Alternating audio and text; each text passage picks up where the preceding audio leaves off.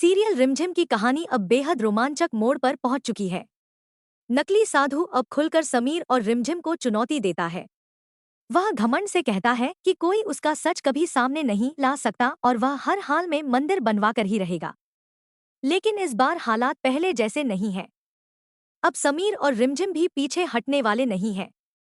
दोनों उसके सामने खुला ऐलान कर देते हैं कि बहुत जल्द उसकी असलियत पूरे वीरगढ़ के सामने उजागर होगी।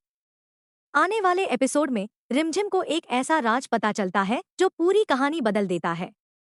उसे मालूम हो जाता है कि यह कथित साधु कोई संत नहीं, बल्कि समीर की सौतेली माँ का पति है। दोनों मिलकर वीरगढ़ और राजमहल को बर्बाद करने की साजिश रच रहे हैं। रिमझिम सबूत जुटाने में लग जाती है और सही समय आने पर पूरे परिवार तथा वीरगढ़ की जनता के सामने इस ढोंगी साधु का असली चेहरा बेनकाब कर देती है।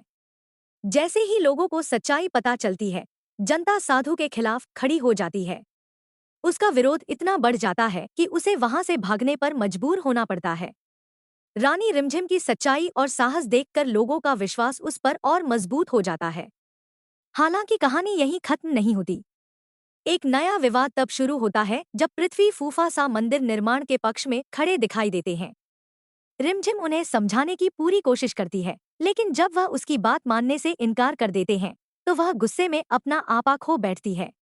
इसी बीच पृथ्वी फूफा सा समीर के सामने एक कठिन शर्त रख देते हैं। वह साफ कहते हैं कि अब उसे फैसला करना होगा, या तो मोहिनी का साथ चुने या फिर अपनी पत्नी रिमझिम का। दोनों के साथ आगे बढ़ना अब संभव नहीं होगा। यह शर्त सुनकर समीर पूरी तरह टूट जाता है।